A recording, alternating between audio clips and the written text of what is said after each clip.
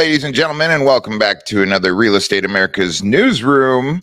It is the 14th of June. Congratulations, we made it once again. We've got an action-packed show. A whole bunch of awesome people sitting in the backstage right now, eating cookies and drinking their favorite beverage, waiting to go ahead and share their knowledge with you. But we're going to get right into it. Phoenix area builders and developers are starting to move into the tiny home segment. So we're going to go ahead and rip on a report like that. North Texas family loses their home after the builder backs out without warning. And we're talking like 5 to 10 days. They are ready to move in, already bought the refrigerator, already sold their previous house. You guys got to go ahead and see this as a warning. Will the good old Fed force us into a recession? We're going to go ahead and find out. We're going to roundtable that with everybody. HGTV's Miss Cammie Baker joins the show to go ahead and talk about her new book, Real Estate is Hot, Fundraising is Not. So we're going to go ahead and get everybody introduced to Miss Cammie. She's awesome. If you don't know her, you should. Everybody that we know loves her. So she's joining the show. Idaho housing market is cooling down and actually doubled up its inventory. And we're going to get into mortgage and appraiser news with Mr. Captain Kirk Jaffe and Mark Bueller. So, but before we get rolling forward, as always, I'm going to introduce my esteemed and fellow co-host, Mr. Nick Sakis. How are you doing today, Mr. Nick? What's up, buddy? I am doing fantastic. How are you? I think there's a lot of angry people out there. There's frustration brewing. There's inflation's at all-time high. Consumer confidence is at all-time low. And there's a lot of interesting things that are happening in the real estate space. People are getting a little chippy. Called a little chippy out there, right? So HGTV's Cammie Baker joins the show. Yep. So she's got an awesome new book talking about real estate gifting. Pretty awesome.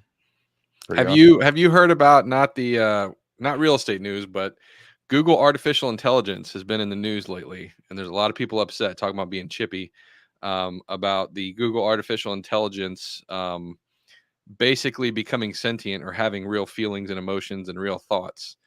And so I posted something on my timeline earlier about that. Like, I think there's a lot of people getting really excited about that. Artificial intelligence is definitely progressing at a speed faster than we can comprehend. But I think everybody should just worry about the thoughts in your own head and everything that you can control, because worrying about what artificial intelligence can or can't do is a non-productive thing to worry about. So okay, well, We'll keep an eye on artificial intelligence and let you know about its feeling. Maybe the one right now multiplying into more. That's right. So, cool, awesome. Well, why don't we just go ahead and roll right into it? I'm curious. Looks like there's some folks down in Phoenix that are starting to build some of these tiny homes and kind of get into that affordability sector. Let's see what the mainstream news has to say about what say you, Nick. Check it out. Let's do it. Tiny homes are more popular than ever during this crazy housing market, and with more people working from home. And a new company in the Valley is getting into the business, specializing in building small homes right on your existing property. And Stephanie Almo takes a tour. Minimal Living Concepts is a real estate development company based in Scottsdale. They started up just over a year ago, and since then they have built and sold over 50 homes. It was early 2021, during the middle of the pandemic, when Jared Amzalag and his real estate partner came to Arizona to start their company. Jared found people were asking for more space, 1 bedroom, even up to 3 bedroom units, right on their property. I think people in Arizona became a lot more real estate and property conscious. Started realizing, the difference between looking at going and purchasing another property while the market is going crazy versus building something on your current property. They started building small units ranging from 165 square feet to 1,900 square feet. Jared says they want to deliver a premium minimal living concept with these. Essentially what we've done is put together a completely streamlined pre-designed process for people who want to come to anybody to have a guest home built. And that's what appealed to George Hasiotis. He now has a 700 square foot unit sitting right in his backyard in Phoenix. Costs less than a nice recreational vehicle, and it doesn't doesn't depreciate in value, it appreciates, and it adds appreciation to the property value as well. He says the main reason why he's decided on adding the unit is to host his friends and family. We've already had friends and family at least 4 or 5 times since March coming in for 3, 4, 5 days at a time. They love it because it's peaceful, it's quiet, it's got a great view, separate entrance, so it's kind of perfect. The process from start to finish takes right around 180 days. For more information, head over to fox10phoenix.com. In Phoenix, I'm Stephanie Olmo, Fox 10 News. Thank you, Stephanie, for that report. So, tiny homes. Nick, what say you? Lots and lots of practical applications, right? Sure. I think I was just talking about this the other day or yesterday with a client of mine about how there's a lot of tract builders in the Tampa Bay area specifically that are building they have 2 or 3 floor plans that include in-law suites. Like, so you have a house that has an in-law suite, but it's not just a suite, it's like a division of the house. So there'll be like a 2-car garage on one side and a 1-car garage on the other. And you go in through the 1-car garage and you have one full side of the house as in-laws. And I think because of inflation, because of everything that's going on right now, there's a lot more people living in communities, right? Families are living together. So like this idea of, well, you can stay in your current property, you can have this other piece of property in your backyard or place to live. This could be great for in-laws or just the cash flowing aspect of it, right? The Airbnb side of just utilizing all of your property to make more money. I think it's a great idea. Obviously you have to check with your local zoning laws because like in Pinellas County, it's a no-no. But yeah, it's definitely something that's I think it's a great idea. Tim, some of these tiny homes are the same size as those Texas deer hunters, deer stands, right? So I've driven through Texas quite a bit and I see these houses on stilts out hunting for deer. Practicality, size, helping people out, affordable, curbing inflation, additional living accommodations. What say you on all of this? Yeah, I mean, I think adaptability is important, and you got people right now that are, if you can't upgrade your house because you can't sell it or you're afraid to sell it and go buy something new because you're priced out of that particular market, then you can add square footage in the form of additional square footage, in the back of the house. And I totally agree with Nick that you've got to make sure that your zoning laws, your HOAs, or whatever the case may be, allow for that. But I think it is a phenomenal way. I mean, I would personally spend money on a tiny addition in the backyard than I would a pool. That's just me, because I know that I can get resale value out of it. I know I could turn it into a home office that's out of my house, right? I can write off the entire space because it's a dedicated space, or I can have it as guest room. And so yeah, the just flexibility of it is absolutely there. And we've got friends with similar type setups where they're renting them out and they're just making a rental income to offset their actual mortgage. And so because rents are a premium right now, yeah, I mean, 500 square foot, studio type apartment set up in the backyard, that's a nice little income that helps offset things. So yeah, I say go for it. Mark, how much does this add as far as value goes to a home? That's a great question.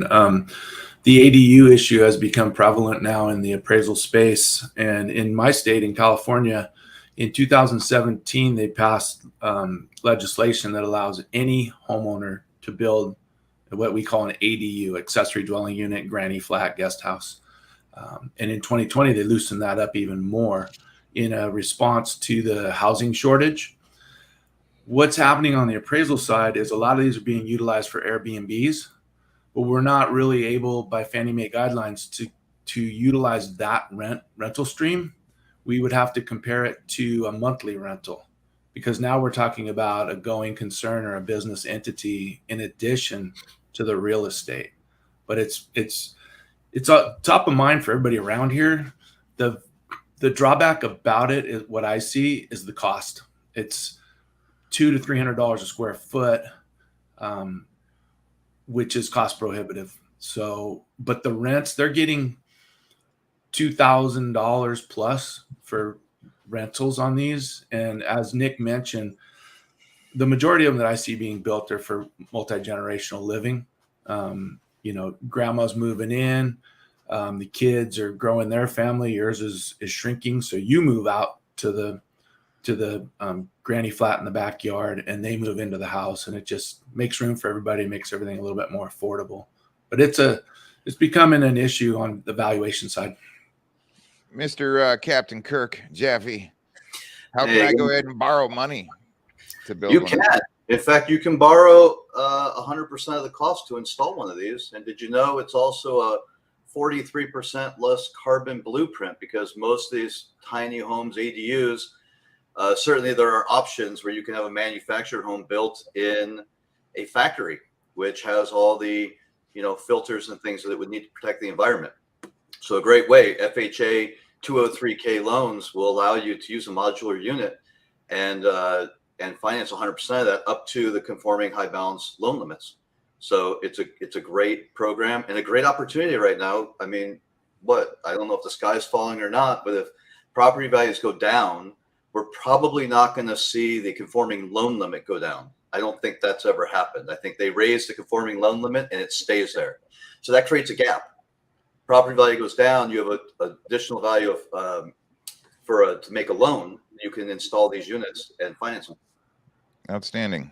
So they become fixed, permanent, so that it's not in the mobile side of the house, right? So this is a fixed structure. Yeah, they build it in a factory and they install it on a permanent foundation. Interesting. Very good. Different states have different rules around it.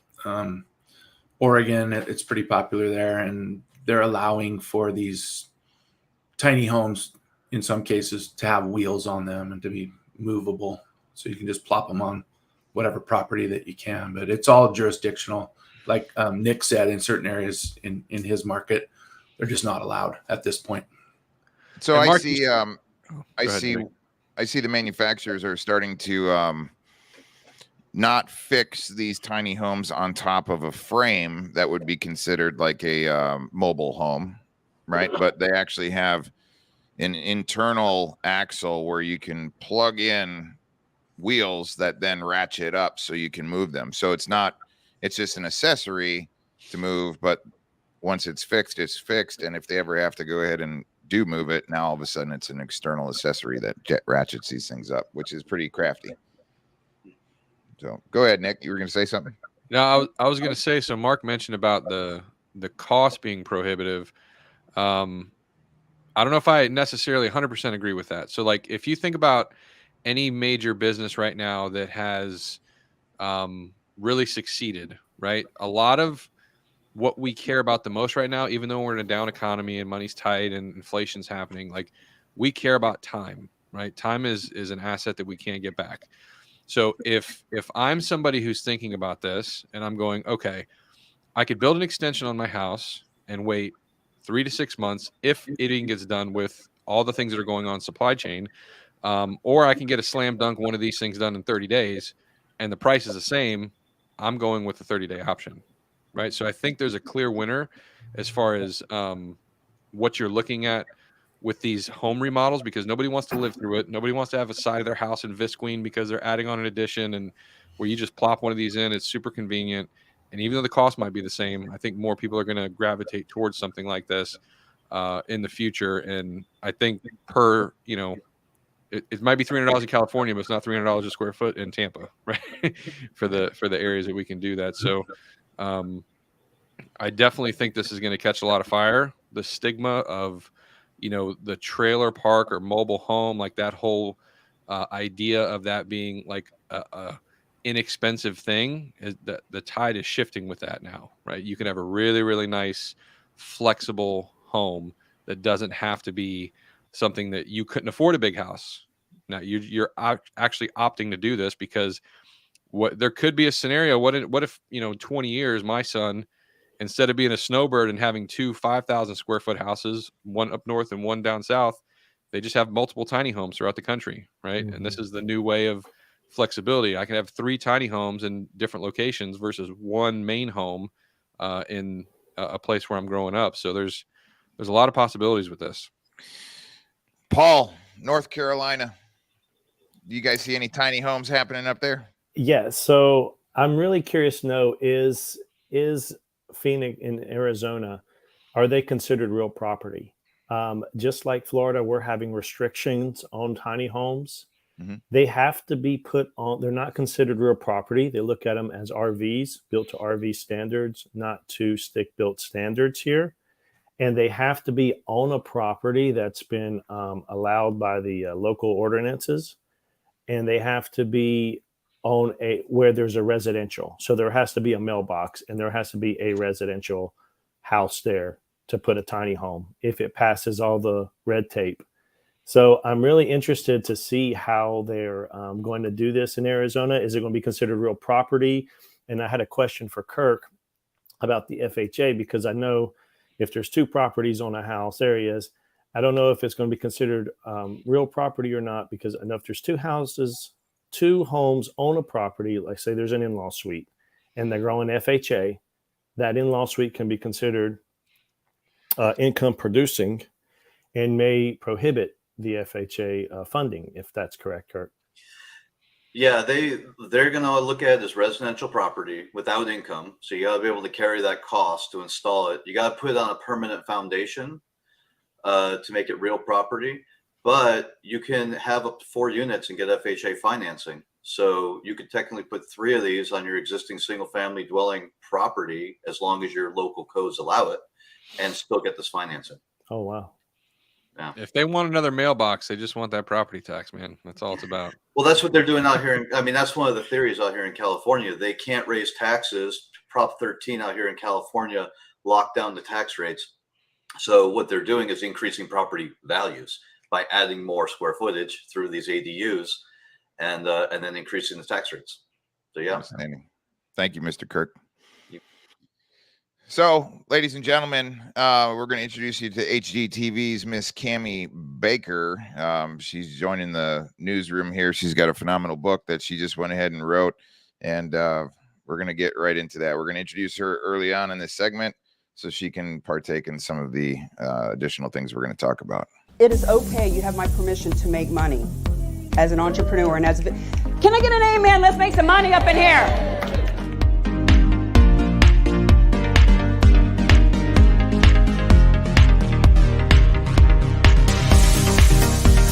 Personal branding is what people say about you when you're not around. How do people really see you? Because your brand is what people say about you. And so in all communication that you have, written, verbal, and face-to-face, on social media, in your emails, in your texts, you're always communicating or networking or netwebbing, as I call it, and you're always personal branding. And when I walk into a room anywhere in a 50-mile radius and people recognize me, I know that I am personally branding myself, because that's really powerful when you walk into a room and people recognize you and they know what you're all about. Baker, thank you for joining us here at Real Estate America's Newsroom. You have an amazing new book that you just went ahead and wrote and released, and tell us all about it. Real estate is hot and fundraising is not. Well, you know, seeing my old speaker reel just brings me back, because that was all about the book Mingle to Millions when I was teaching people about networking. But after 15, 18 years in the real estate industry and doing a lot of fundraising as a realtor and knowing, you know, the pain of being a real estate agent, out making phone calls and door knocking and calling expireds and for sale by owners and competing, and the pain of all the fundraising that the nonprofits are doing. 2.5 years ago, just before the pandemic, I'm at a conference and I hear the magical words, charitable gifting of real estate. And I thought, how could I have done so much real estate and so much fundraising, from Ronald McDonald House and Make-A-Wish to the smallest local nonprofit, and have never heard of this? So what I learned, Jake, is this: $9 billion a year is currently donated to nonprofits through the gifting of real estate. Every donation of real estate, in order to get that cash to the nonprofit world, needs to be listed and liquidated. So this is not about realtors giving a donation or doing a charitable listing. This is about getting paid a full commission to help donations of real estate be liquidated to fund our nonprofits nationwide. And so with the 1.5 million nonprofits out there, they need our help. And those 2 million realtors need listings. So right now I'm traveling the country in my RV. I'm in Florida. Right here in Florida, there are 160,000 nonprofits. Right in Pinellas County, there are 10,000 nonprofits. In Orlando, there are 11,000 nonprofits. The point is, the opportunity is huge for us to help those nonprofits and get paid what we're worth as real estate agents. So break this down for me. How does the gift start, right? So let's say I want to gift one of my pieces of property. Kind of take us through the transaction. Sure. So the reason why most of us have never heard of this is because 99.9% of nonprofits will not take your gift of real estate. It's too complicated. It's risky. They're confused. They don't know what to do it. And what if you have a mortgage on that property? So we'll just use one as an example. Let's say that you have a nonprofit in Phoenix that you love and you want to donate $1 million condo that's in Florida. And this $1 million condo has a $200,000 mortgage as an example. What happens is we have a system, we have what is called a specialized nonprofit. In other words, it is a 501c3 whose only purpose for existing is to actually take gifts of real estate on behalf of any and all other nonprofits and pay off mortgages, give the donor cash if they want, hire the real estate agent at a full commission, and when it's liquidated, they give 90% of the proceeds to the nonprofit in Phoenix. So it's really rather simple. People say, well, who would donate real estate? Friends, there are people out there that are calling nonprofits trying to donate real estate because they're a veteran, because they have a house full of animals, because their mother died from breast cancer. People are wanting to help the nonprofit world, and it is the nonprofits themselves that is saying no to this. So when you have a specialized nonprofit, work with a group like ours, the Real Agents of Change, you can donate that property in Florida. You can give part of it to the Boys and Girls Club here. You can put it all in a donor advised fund if that's what you want to do. So it's all about how can you liquidate the real estate easy, risk-free for the nonprofit world, and make sure that our realtors get paid to do it. That's fantastic. Nick, what say you on gifting of real estate? I feel like Cammy's going to get called by all the wholesalers that watch our show. Want in on these properties. I've never heard of this before. I really, been raised as a real estate brat and got my license in 2005. And I don't know anything about this process. So this is all interesting to me. Nick, you're absolutely in good company. I had never heard of it. 99.9% of people had just flat out never heard of it, because if the nonprofits in your neighborhood won't take gifts of real estate, there's been no need to learn about it, because no matter how fabulous it is, when you say, hey, I got a condo in Florida that I want to donate to you, and they say, sorry, we don't take real estate, 99% of them say that, there's been no point in teaching it. But when I heard it 2.5 years ago, with my real estate background and my fundraising background, I heard it different, I guess, than anybody else in 100 years. It's been a tax law since 1917. So this isn't new. What is new is us bringing it to the world, being the megaphone, letting people know it doesn't matter what market you're in.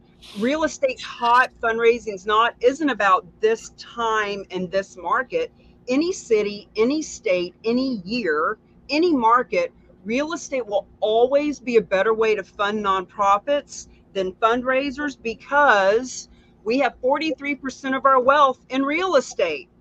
Only 3% of our wealth is in cash, but that's what all the nonprofits are begging for. So when we can help them shift from looking for pocket change to starting to get funded through our wealth bucket of real estate, that's when transformation happens. Absolutely. Kirk, Wow. it Yeah. comes to a time sometimes where family members unfortunately pass away, and additional homes become burdens and tax liabilities and different things. What say you on this? Yeah, I've got a couple different ideas. I used to be an assistant executive director of a nonprofit when I first moved out to California many years ago, and we were working heavily to raise these types of opportunities for the foundation. And it is a great way to transfer wealth, tax benefit wise, into a organization and a community that you may care about. It also makes me think of the book Relationships that I put together, because this is a great opportunity for you real estate agents. We focus on real estate agents and helping them grow. We're in a tough market right now as real estate professionals on the mortgage and the real estate side. So let's leverage those relationships. Let's go talk to the CPAs, the financial planners, the insurance agents, and I can teach you guys all how to do this. You can download the book and then get over to Cami and let's donate some property and help the nonprofits. People are going to need help here soon. Kirk, I love that you said that, because when we at the Real Agents of Change are talking about charitable gifting of real estate, the fact is that's only really 10% of the conversation, because knowing what this is completely irrelevant if we aren't out telling people and bringing in those donations. So the 5 steps that we go through to leverage real estate for real change, I'd love to talk to you, Kirk, about some partnership and collaboration. Step number 1, key number 1, as we call it, key number 1 is to learn what the heck this is. Wrap your head around it. We do that in a master class once a month live. Key number 2, lead generate. Because now that you know what it is, you got to go out and lead generate or nothing's ever going to happen. Key number 3, list and liquidate. This is the same listing any real estate agent has ever taken from the perspective of they're just putting a property on the market and selling it. But the difference is, instead of it being that emotional grandma and the 4 kids that all want to tell you how to do your job, the property is donated to the specialized nonprofit, which gives the donor the tax benefits they're looking for. And now the specialized nonprofit is the seller. They are the ones listing. They're the ones that already guarantee a full commission. They're savvy, they're business minded, they're not emotional. So that's key number 3, is to list and liquidate. Key number 4, leverage. Leverage is my middle name. I love talking to people. How do you leverage real estate for real change? Because once again, if people don't know about this, they're not going to do it. So we teach them how to position themselves and partner and promote together.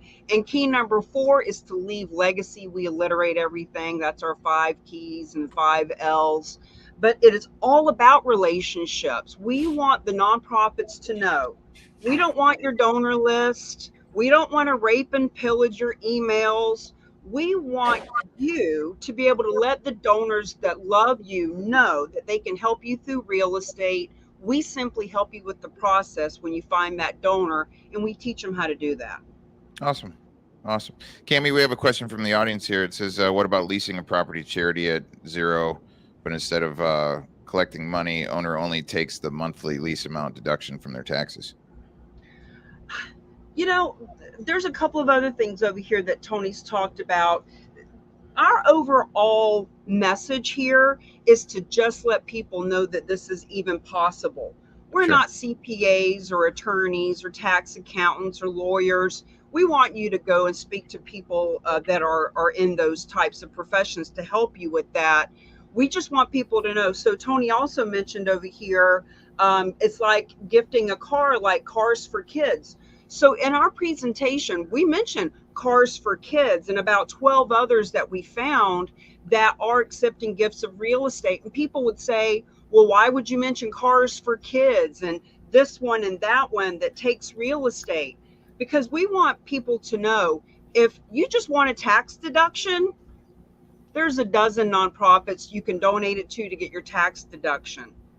But if you want your nonprofit, the ones that you love, to get the proceeds, Cars for Kids isn't going to give them the proceeds. Cars for Kids is brilliant. They're keeping all that money. So all the nuances about leasing and percentages and all that, we get into a little bit of that in the master class. This is more about that's even possible. Awesome. So Paul is a real estate professional out of North Carolina. And so how would you help him understand this program better so that he can go out to the world and explain it? So we do the masterclass, charitable real estate masterclass. 2.5 years ago, when I learned about this, I thought there are 2 million real estate agents. What if 1% of them, just 1%, had a clue and brought it back to their communities to let their nonprofits know about this? So we created the certification program, but we've started calling it in the last year the master class, because what we found is that half the people that come are the realtors, but the other half are the nonprofits and the financial advisors and the fundraisers and the concerned citizens. So we want people to know they can come to the master class for free to learn about this. We want to teach you. And if you as a real estate agent want to get certified, you pay a couple $100 and do that. But we really want you to come sit in and just wrap your head around it before you even worry about any of that stuff. Awesome. Awesome. So how can people get in touch with you, Miss Cammie, if they're looking to join your masterclass? Well, the Real Agents of Change, we are on all social media. Cammie Baker, we are actually now known as The Rock, RAOC, which is the acronym for the Real Agents of Change. So therock.com, therock.com/masterclass. And we've got a Facebook group. We've got a ton of videos on the YouTube channel that explain the benefits for the nonprofits, for the donors, for the realtors. So I just suggest open our minds. This is a win-win-win. No, there is no catch. How do we get paid? Well, when people want to get certified, or if they want us to do some marketing with them around cause marketing or social responsibility, we get paid for our brilliance. But there's no catch. People are like,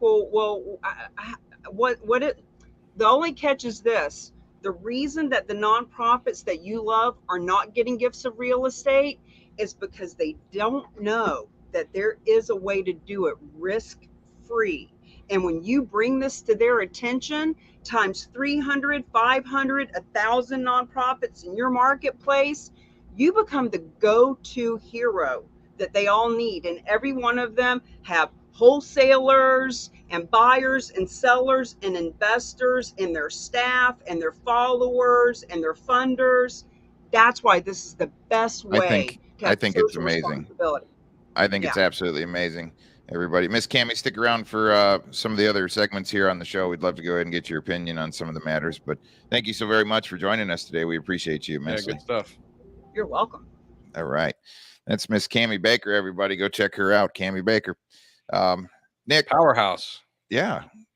Cammie is awesome. Everybody should get to know her. Seriously. Take it from Sarge. Nick, how would you like to talk to your significant other and your children, and you're living in a house, but you're wanting to build a new one, and you go through a whole process, and you pick your forever home, and it takes 18 months to go ahead and build. You even have pool contractors looking at the pool. You even just bought the refrigerator for the house. You even sold your home.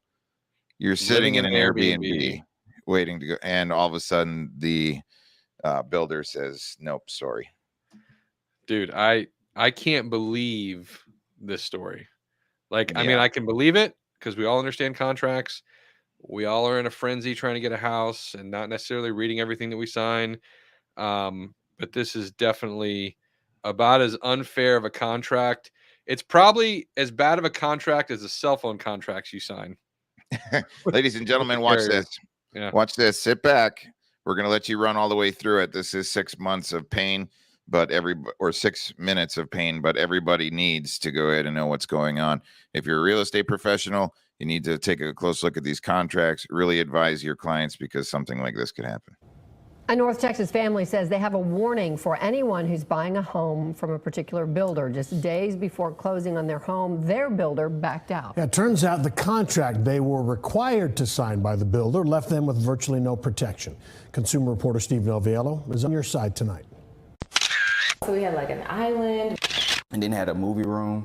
Added a buffet cabinet area to the nook.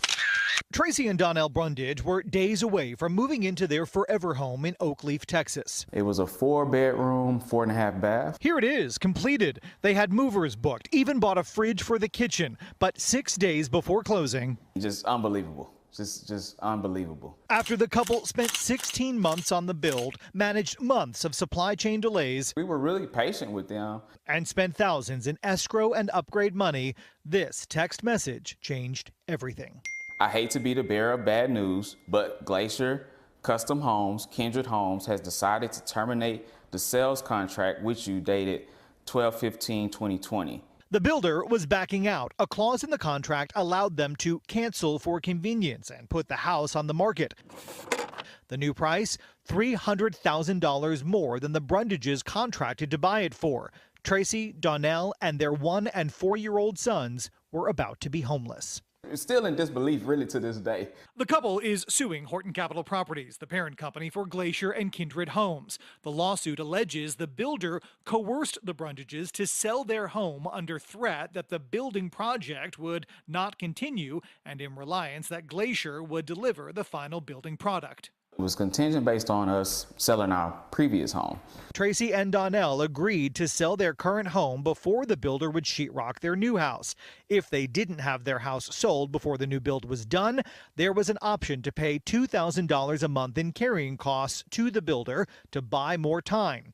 But in an email from the builder in September of 2021, the couple was reminded, quote, "You need to go ahead and start working on getting your house sold because that pay for grace period was now gone." It reads, quote, "Upper management will not be granting contingency extensions." Our previous home went under contract in less than a week.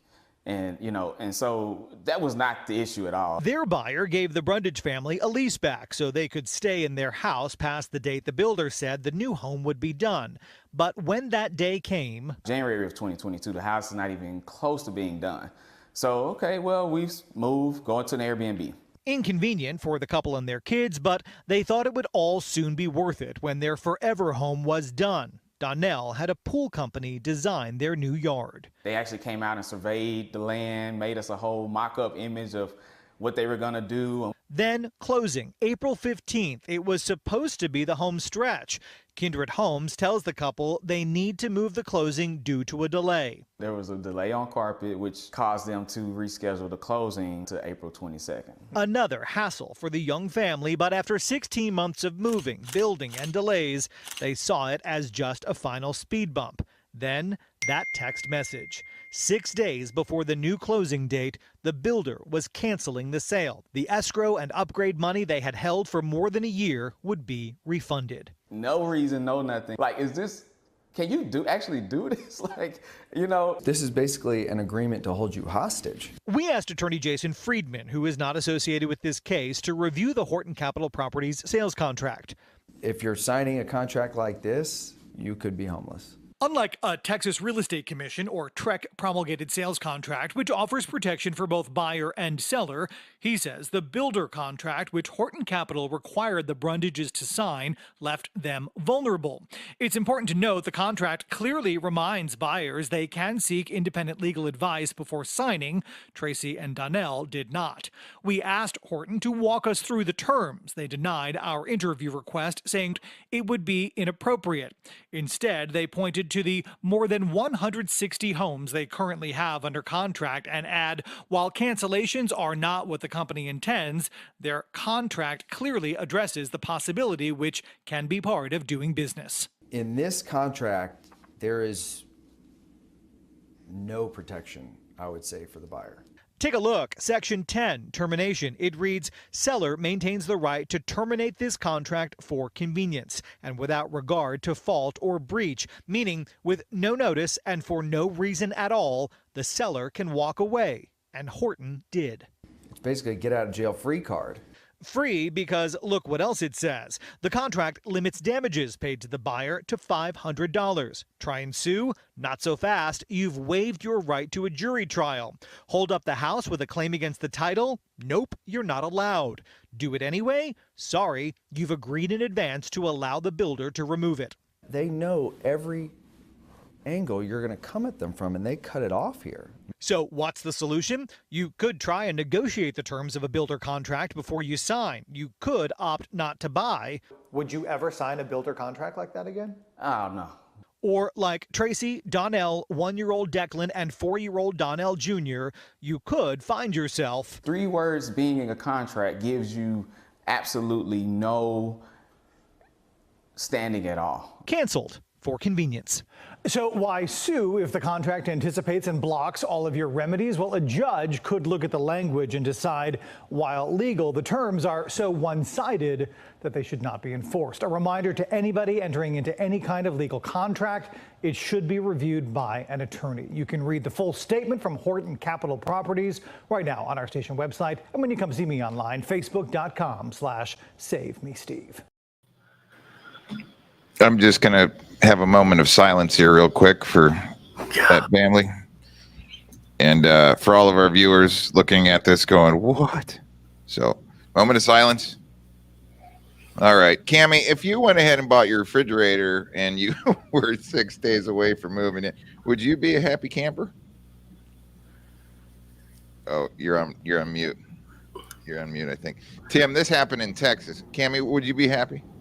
Oh, well, of course not. And when I was a real estate agent, some really horrible things happened, but something like this completely out of left field, it ain't right. Yeah. Tim, this is going down in Texas. What say you? I think that is not the Texas hospitality we would come to expect from this area. But yeah, that was just, I mean, reading the words in that contract and just hearing, I'm just like, oh my gosh, like that is wild. That is wild. So, I mean, part of me wonders, were they represented at all, or did they just go straight to the builder? You know, part of the job of the professional realtor is to read these contracts, educate on what the implications are, so that they have a very good understanding of what they're about to get into and say, hey, you're literally signing everything away, and including your financial and literally shelter security to this builder, and you've got no protection. And that would have been fairly clear to most professionals. And so I'm just curious where was the stopgap there? But yeah, that is not, I mean, the ethical stuff in this whole thing just, it reeks. It's just not, it's wrong. So these builders are just doing everything that they can to make sure that they get paid whatever they want to get paid when they want to get paid, right, Kirk?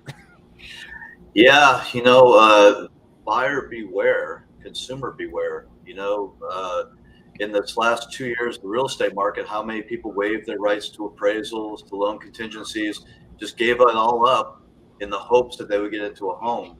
And this and so many others, unfortunately, really a lesson. Get representation, read everything, and don't be afraid to walk away from a bad deal. Yeah, absolutely. So those 160 additional contracts that they have right now in that same area, Nick, all of those homeowners are sitting there like sitting ducks as well, I'm assuming. What say you? Yeah. I mean, at the end of the day, we hear about this all the time, like everything's okay till it's not okay. And I think during this pandemic, like they contracted for that house in December of 2020. A lot of stuff changed since then. If I try to think about both sides of the equation, right? So I've heard multiple stories from 2020 until now about the real estate market being hot and builders doing everything in their power. Not all of them, just like not all real estate agents are bad or good or whatever, but there's a good amount of builders out there that were doing everything that they could to cut out real estate agents, to go directly to consumer, to do a lot of things that they wouldn't necessarily be doing in a balanced market, right? It's a very small world that we live in. And I think customers got used to this new norm, right? And the new norm the past 2 years have been, well, in order to get this house, I got to sign this contract. I don't have any options. Or, I have to waive the contingencies. I have to waive the appraisals. I have to put down, an extra 20 grand to get, like, that new normal is breaking things, right? And now that we're starting to see some pushback with interest rates and everything, the tide's turning, and these builders that went out all regard for everybody but their own pocketbooks. Now, granted, builders put a lot of time, effort, and energy, just like everybody else in their business. They front a lot of things. I totally understand. But you You can't burn people like this in that small of a business, right? I think it's happening everywhere, Nick. I think that this is just rearing its ugly head. And we talked multiple times here on the newsroom about these escalation clauses. We've seen some stuff even in Florida happening, right? So, but like Tim said, most agents, we got to a point recently where a consumer thought, I don't need a real estate agent, or they would go into a model home and the model home center rep would be like, yeah, I could get you, hardwood floors for free if you don't bring your agent, or like backhanded comments and things that are going on. When at the end of the day, the real estate agent, for the most part, is transactional. So they're protecting the transaction, but you can get seller representation, buyer specific representation, and have people out there in your best interest, right? Because even if you're working with a transaction agent who isn't necessarily representing you individually, they still want the deal to close. They're going to read over the contract and make sure there aren't wonky things going on here that could, squib the deal for both sides. So I think right now, especially in the time that we're in, the real estate agent, the professional advisor is very, very important. And as we go into this new market that we're in, this recession, the professionalism of the agents that are out here to really help people is going to shine through. So, ladies and gentlemen that are watching the show, I highly urge you, if you're looking to purchase a new home, hang out with Mr. Paul Anastopoulos in North Carolina, so that you can go ahead and get advice through all these things. Mr. Nick is hanging out down in Tampa. Tim's over there in Texas, right in the epicenter and heart of this. So if you guys have any of those situations, call a licensed real estate professional, preferably these fine gentlemen that are sitting here on the show, so that you don't get 8 days away from closing and have to return your refrigerator to Lowe's. Paul, this is very unsettling, and I do not like seeing our American citizens having to go ahead and deal with this kind of situation. What say you? I don't like it either. And so there's two sides to the coin here that I see. There's the legal side where the builder did everything and put everything in writing and even told them to get legal advice before signing the contract. And then there's the ethical side on the other end of the spectrum. It's like, how can you do this to a family? And this is the very reason why you need to get a buyer's agency agreement signed with a realtor protecting you during this, because it doesn't sound like they had a buyer's agent, because they said nothing. This would have fallen on the buyer's agent's shoulders. We are responsible for going over the contracts. We are responsible for sharing the information, what's on the contract, to the client, and we are responsible for protecting the client throughout the transaction.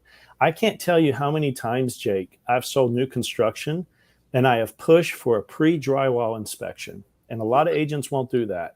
And how many times did we find pipes, the water pipes or the electrical wires, not correct, which would cause leaking in the future, mold in your insulation between your sheetrock, and then eventually you're going to have a very big problem. Or fire hazards because of faulty electrical, and you name it, right? Absolutely.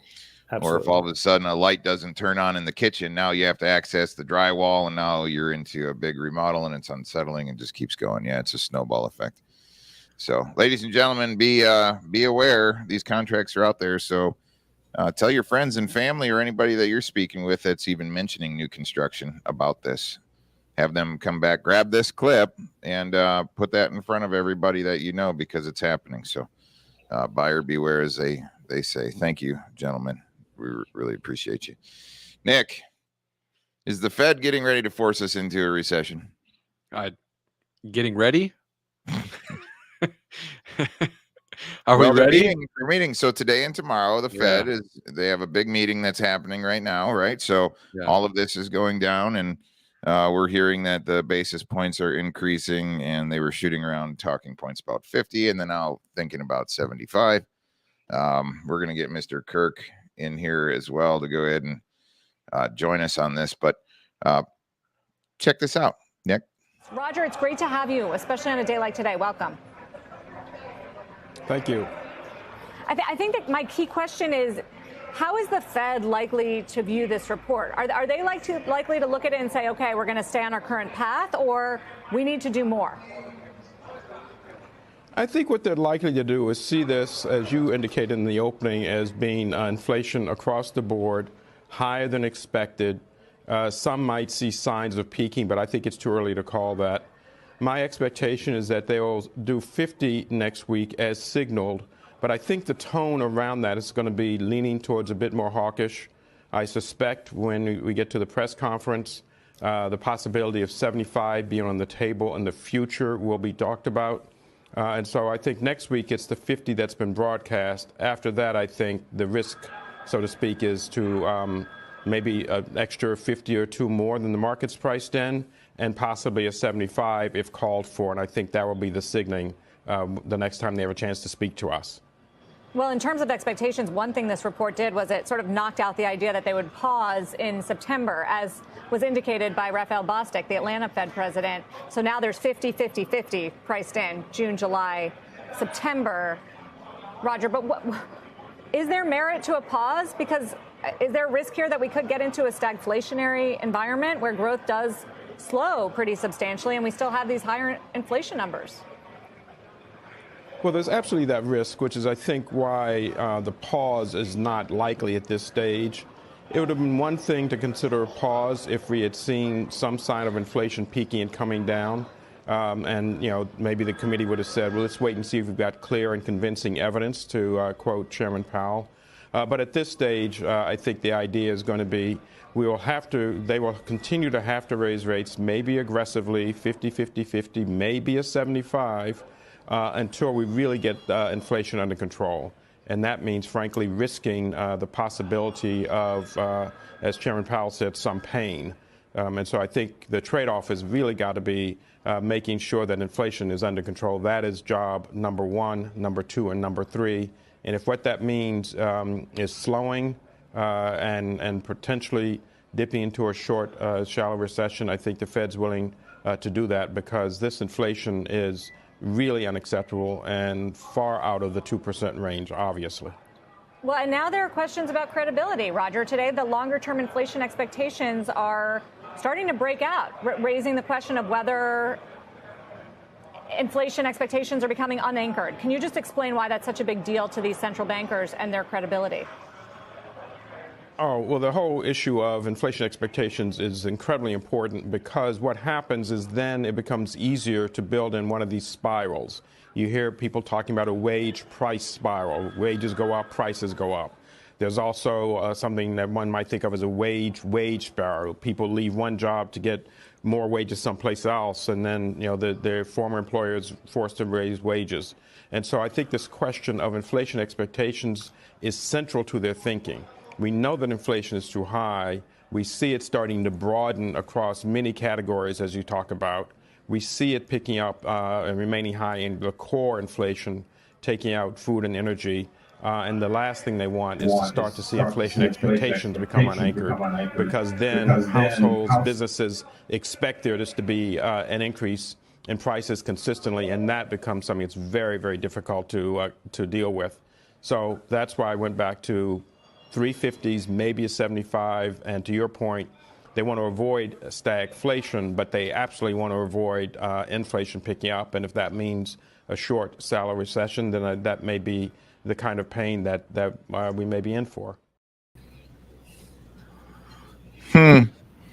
Interesting, very interesting. Another moment of silence. Tim, what say you? Break it down for us. What in the world is going on? Well, I feel like we're trusting the boat captain who brought us out in the rickety boat and pulled the plug on it to save us from it. But that's just where I'm at. The sky is falling. I've heard Kirk say that a few times. I mean, as compared to where we were in 2021, July, about this time in 2021, we're still up. Okay. We're still up on the market. So that's a 3-year, delta. However, we are darn close to breaking even. So that whole trajectory of everything's hunky-dory and just continuing to rise is starting to be challenged. Okay. And so this is where I come from. This is the position I take. And that is, there's some clearly hard to explain. Maybe they're not hard to explain, but they're hard to process as to why these things are happening. Okay. And I look at some of the indicators. I look at, the markets, the entire market's coming down in unison. I mean, that doesn't make much sense. But it's still above the 3-year delta. And so I come back to, there's still money that can be saved, but I also don't trust the long-term or even really short-term trajectory of this whole thing. I really don't. And so, I'm in the business of educating people on how to have alternative forms of investment that are protected from this market volatility. And, it's where I'm at. It's what I've done for my family. I have no concern at all if this thing crashes. I've got no concern at all. I'm in a very good spot mentally and emotionally. I would love to share that with other people. But right now you got people that are, like you said when we started the show, upset, freaking out, mad. They should be. And it's only going to get worse. That's just my opinion. Tim, how can people get in touch with you? Well, you can reach me directly at tim@patriotwealthnation.com, or you can check us out at patriotwealthnation.com. Outstanding. Kirk, consumer faith in all of these talking points are at extreme low because people go to the pumps and they're filling up with ridiculous prices. They go to the grocery store and the food is ridiculous. I mean, everything. Rents are going up. Mortgage rates are going up. So the former vice Fed chair says we might get ourselves into a little bit of a pain recession. What say you? Yeah, I don't know if it's going to be a shallow recession as he describes it, but all the indicators are there. Unemployment is going up. 10-year bond note has gone up. Mortgage-backed securities are dropping in value. So all of the indicators are there. I called it a while back last month. I'm looking at mortgage rates pushing the 7%. I think after this week, unless it settles down quickly, which we don't really see that happening, I think we're going to be at closer to 6% in the next couple of weeks if we're at 5.5% right now on mortgage rates for long-term 30-year mortgages. But, you got to look for the opportunities in any market, right? We talked a little bit earlier. If property values come down a little bit, you have FHA 203K. You have an opportunity to build your own custom home without a builder. Don't put yourself in a contract situation. Take control of it on your own and use your own financing.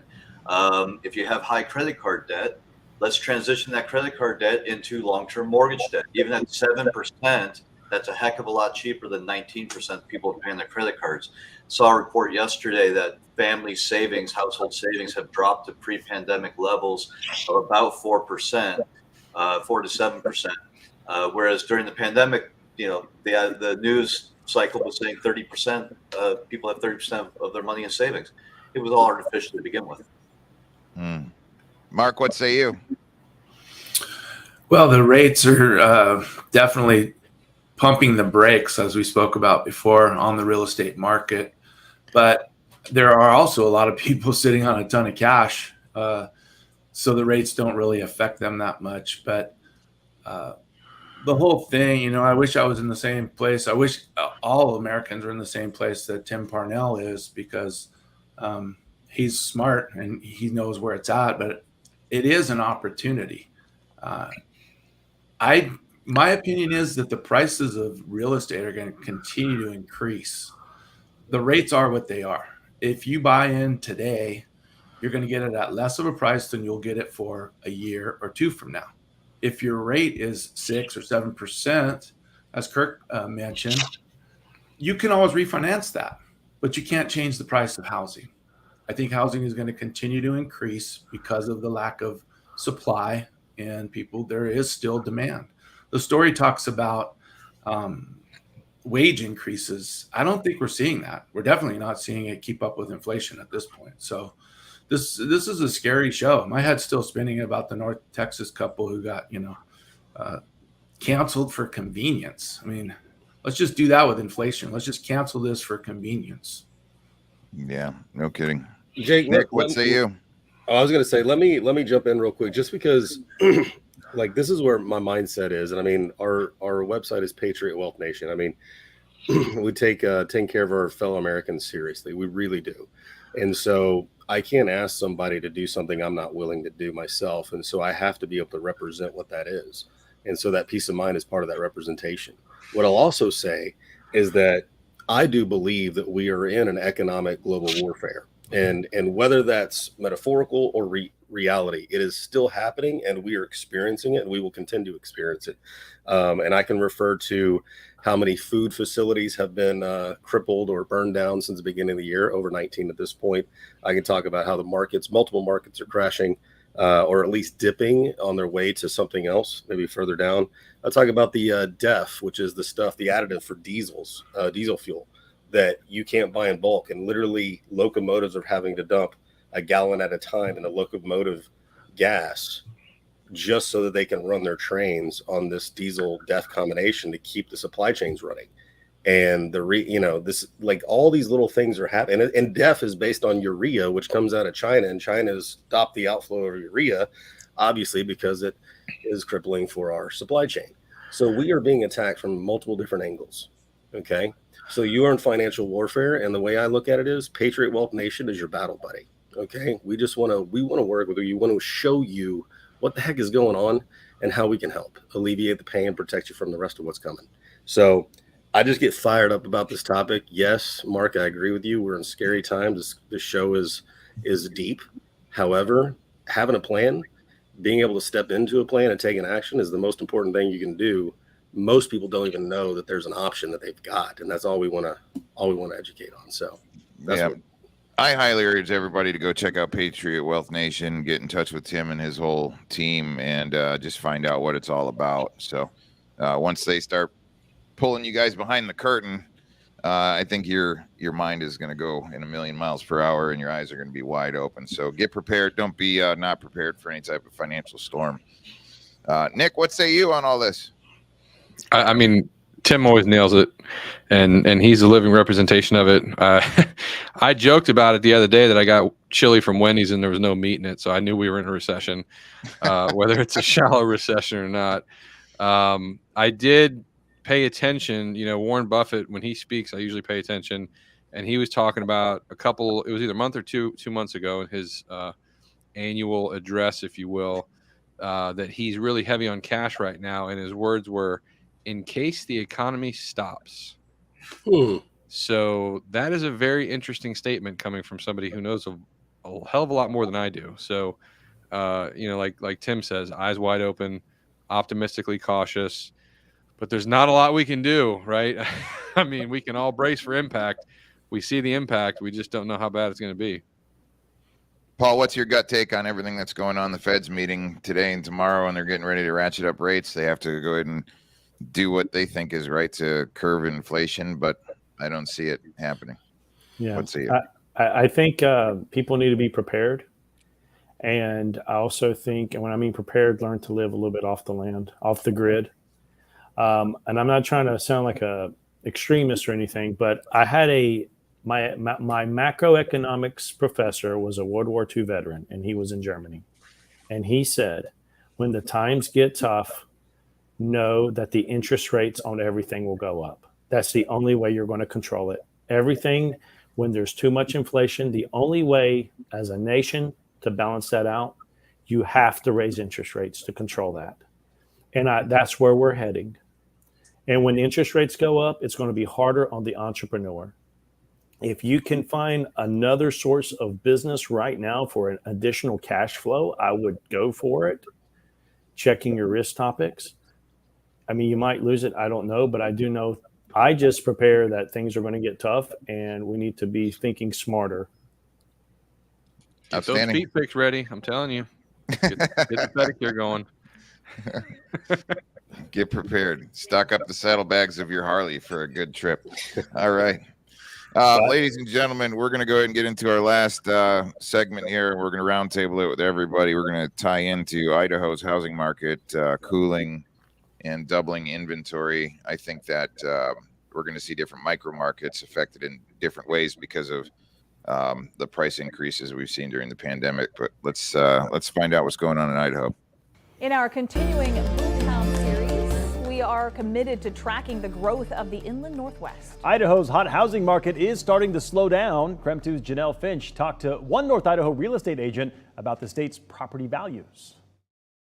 Idaho real estate agents say the COVID-19 pandemic created its own housing market game, where sellers could expect nearly half a dozen offers on a single home.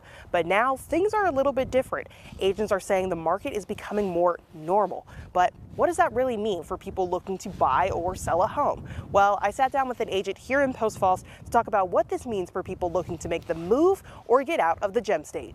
The Idaho real estate market is shifting, according to realtor Greg Washington. He says the COVID-19 pandemic created more competition for Idaho home buyers. Used to be like in the last couple years, people were buying homes sight unseen. They were making ridiculous offers just to get an opportunity to play. But now, buyers have more options when it comes to finding their perfect home. Real estate agents are watching the Idaho housing market become more normal. As far as more normal, I would say that buyers have more opportunity. They're still competing. They still have to be strong. But they have opportunities. They might have, instead of one house to go look at, they might actually have 3 or 4 or even 5, depending on the price point. Whereas a couple years ago, you were lucky if there was one house available that you could go look at that wasn't under contract yet. According to the Coeur d'Alene Association of Realtors, in the last 4 months, the number of active home listings has increased from 180 to over 400. Buyers can be more selective, which means increased competition now for sellers. Rather than competing for, a half dozen buyers, they're thinking in that term, they're competing against the neighbor down the street who also has their house available for sale. It was a hot commodity the last couple years, but now they are competing with other sellers. Washington says sellers don't need to jump at the first offer they get, but be realistic when entering the market as it continues to change. We tell them now that things have cooled. It's not alarming, but we should price the properties appropriately rather than reaching for a big number. The Coeur d'Alene Association of Realtors says the median price for a Kootenai County home has been on a steady incline. As of April 2022, the median price for a Kootenai County home is $550,000.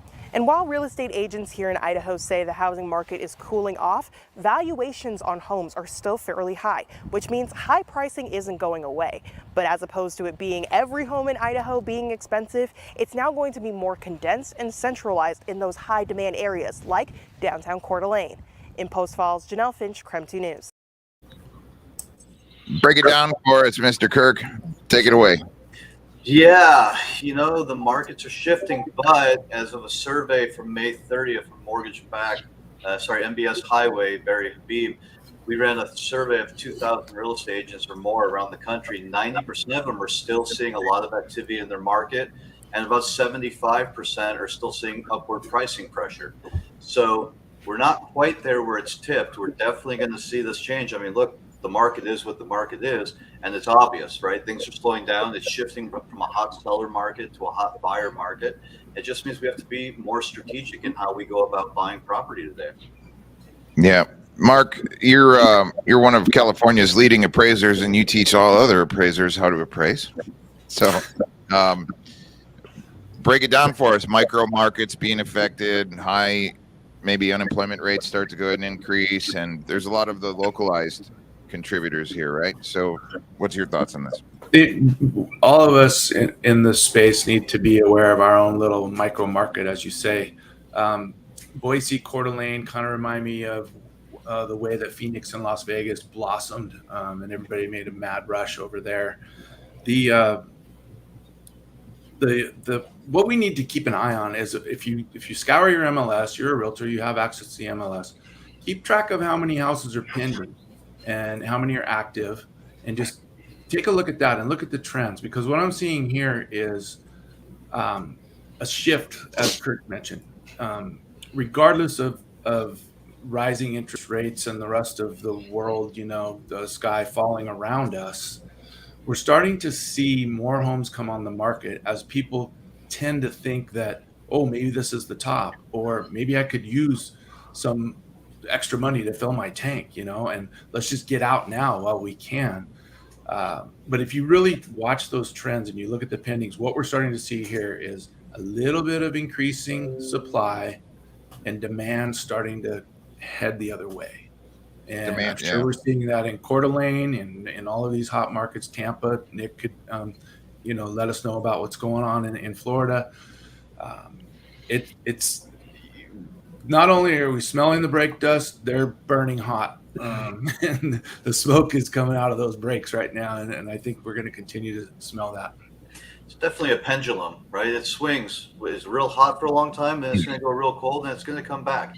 Business cycle says, and the history of real estate in the United States says, average of 3% appreciation is healthy in this country historically. And I would expect we're going to see that again. So button down, weather the storm, and get some good advisors around you. Make some good Exactly. decisions. Do your own homework and do your own research, because when you look at what is the definition of a recession, is 2 quarters of declining or slowing GDP. Don't tune in to the stuff that says the sky is falling. Make up your own mind about what's going on there, and get a hold of somebody like Tim and be preemptive in this whole thing. Tim, we have a question from the audience here.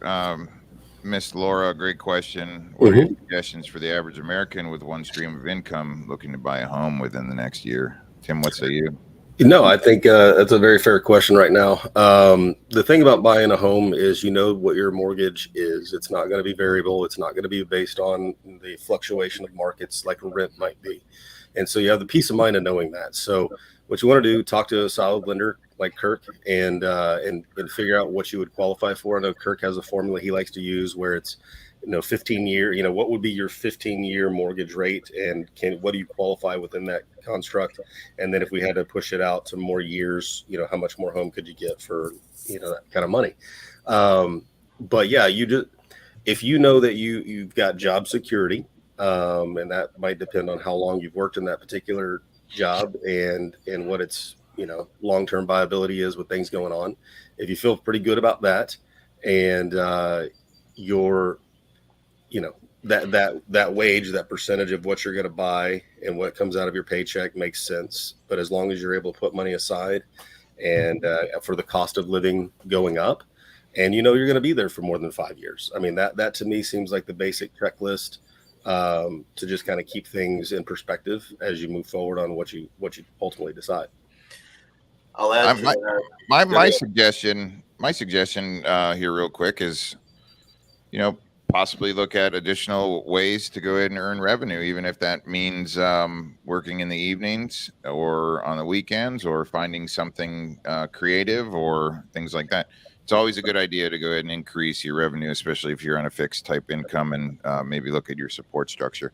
And that little bit extra at the end of the year does go a long way to offset inflation, and it goes a long way to go ahead and offset any type of future instability. And as Mr. Kirk says, we're seeing our average actual percentage of savings go down as a nation.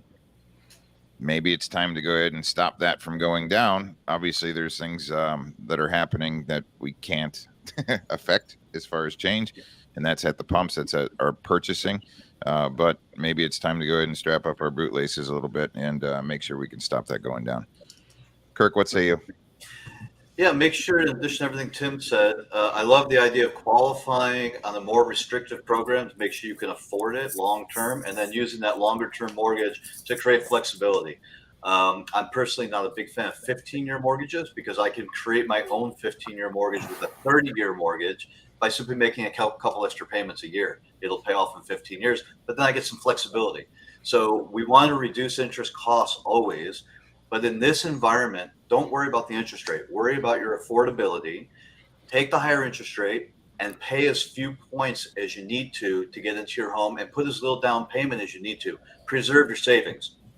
Down the road, during recessions, housing is done historically well, and we expect it's going to go up in value. And because interest rates are going up right now, just like that pendulum I mentioned earlier, housing prices go up, go down. Well, so do interest rates. Interest rates are rising. They're going to go down over the next 2 years. As the recession ends, those rates will come back down, and you'll be able to put yourself in a better position. And then you can call Tim, because you'll have free cash flow money that you can invest somewhere else for your family and your future, and really let that nest egg start to grow exponentially. Absolutely. Ladies and gentlemen, real estate professionals that want to be armed with some additional knowledge as far as lending programs, or maybe tactics and strategies that you can be discussing with your prospective buyers and sellers that turn into buyers, or friends and family. Kirk, how can people get in touch with you? Yeah, you can always reach me at kirkjaffe.com. or 818-469-2189. I do work nationally. I'm happy to help anyone that's involved with this show or watching us today. Paul, in North Carolina, here a month and a half ago, we were talking about inventory, and then now we have a lot more inventory starting to hit the market. These prices are starting to increase to where maybe it's not just demand, maybe it's I don't even have the ability to reach for that price anymore compared to what I was previously qualified for. What's the inventory looking like in your neck of the woods these days in comparison to, let's say, last month, a couple months ago?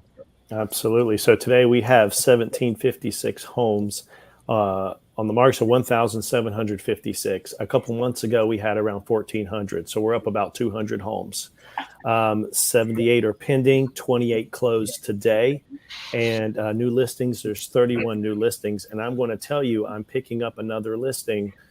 And we did an appraisal on it, and it came in this morning, and it's not going to be what they thought it was. I'm going to tell you right now. And I did pull comps. I pulled comps, and the comps were a bit higher than what this came in. And so I really think it would be a very good strategy for real estates right now to get sales done. If you have buyer clients that are locked in on an interest rate, we're going to see it. We're seeing a little bit of a flexibility now of more homes on the market, which means people are generally will be willing to take less because there's competition. You can get your buyers in right now. There's a cusp. This is how I feel. Nick, please correct me if you disagree, but I feel there's going to be a cusp. So if you're an active agent right now, because the inventory is starting to flex a little bit, like we jumped up 200 homes since last couple months. And that's just my opinion. I think that we got to go hard. We got to go strong and no breaks. So, Nick, we're seeing changes happen week to week. I mean, ladies and gentlemen, the Fed is meeting, making changes every couple of weeks. We're seeing the story turn, and it's pretty crazy out there. What say you, Nick? Yeah, I'm actually seeing price reductions, right? Week over week. I just saw one this morning on a condo, a $20,000 price reduction. It's probably the largest price reduction I've seen in 12 to 18 months, right? So yeah, things are definitely changing. As far as like, what do you do if you're single income, right? So I like that question a lot. And you know, Tim talks a lot about being financially stable, making good decisions, knowing how to prepare and plan. If you are, so I guess two types of people, right? You either have a job, a job, and a steady income. You've been working for a place for a while. You're not necessarily entrepreneurial, or you're a business owner, like all of us are on this show, right? If you're a business owner, now's the time to double down and get as many streams or revenues that you possibly can and just expand your business as much as possible. Look for weaknesses in the market and take advantage. Business people right now, there's a lot of millionaires that are going to be made in this downturn. So don't panic. If you're a W-2 employee and you work for if you have a regular job and you're worried about your income, I'll also tell you right now is a really good time to play the market, right? If you're nervous and everybody's got to take their own risk, as much risk as they possibly can stand. But if you have been in a job for 2 years, 3 years, 5 years, and you've been making the same income 2 years, 3 years, 5 years as you have been, the best time to get another job is when you don't need one. So if you're making the same amount of income and you've been doing the same thing for a while, I would highly recommend that you look alternatively to other companies that also have other employees like you and see what the job market's producing. You might be surprised. You could be making $2, $3, $5, $10 an hour more in another company at doing the same exact job that you're doing now, and you don't even know because you're not exploring.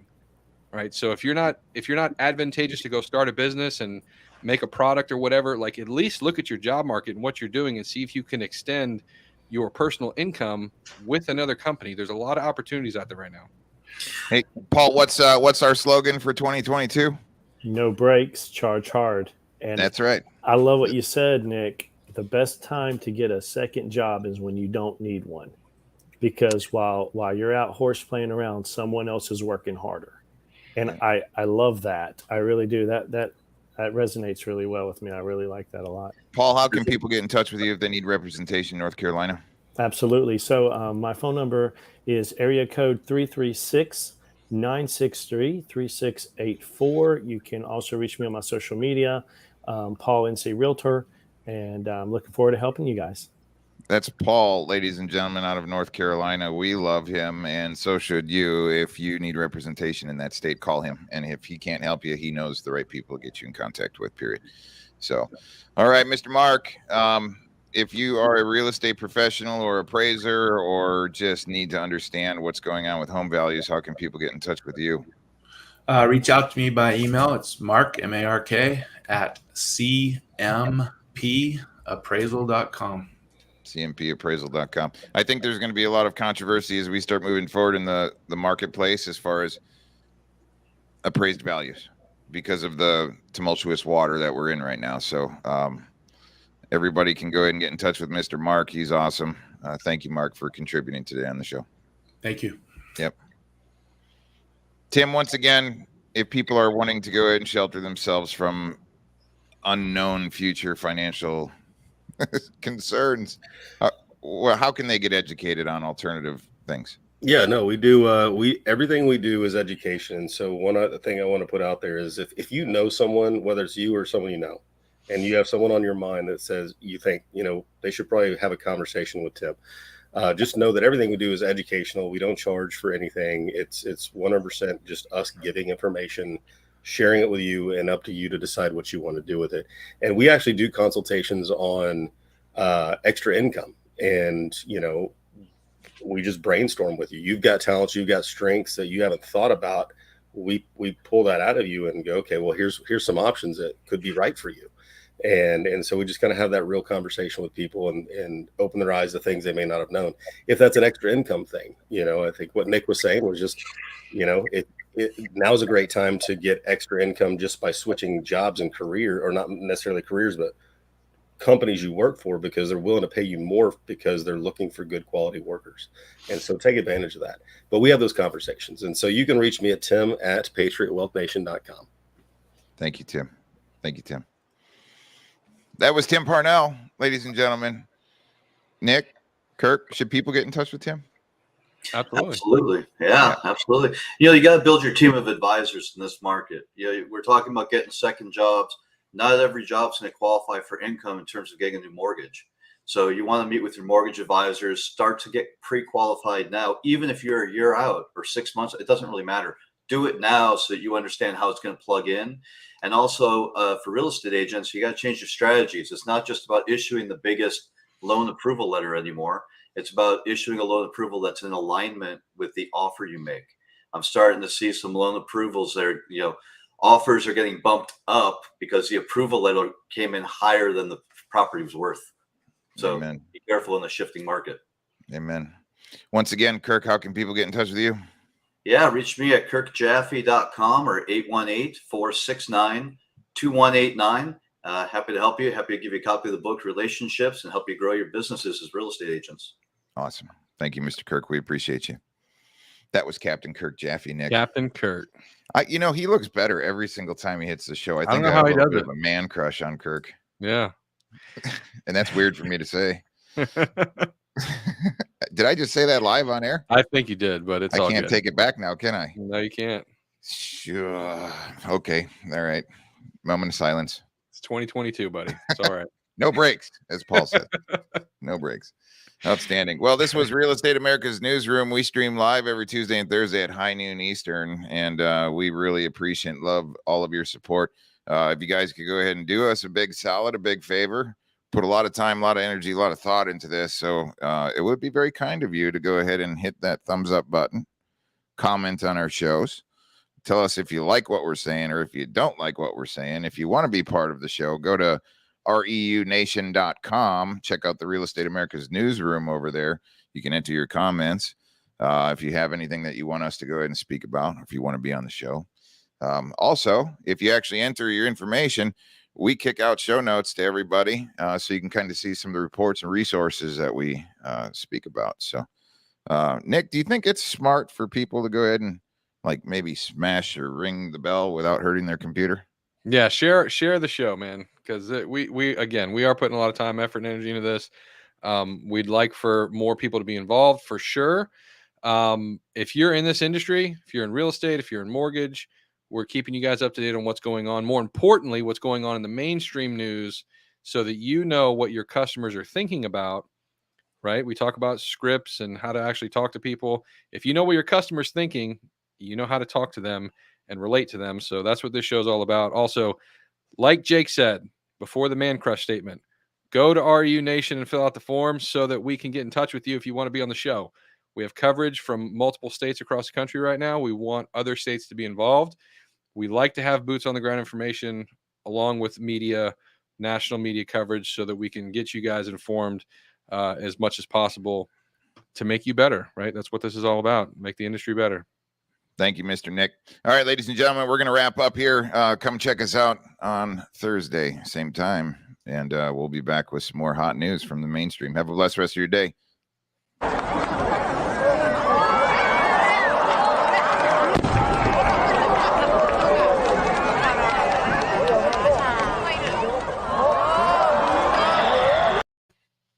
I just really like that firework. You called me blowing my nose. I blew my nose right when the firework went off. I know. That's all right. All right. Be blessed, ladies and gentlemen. We'll see you next time. See ya.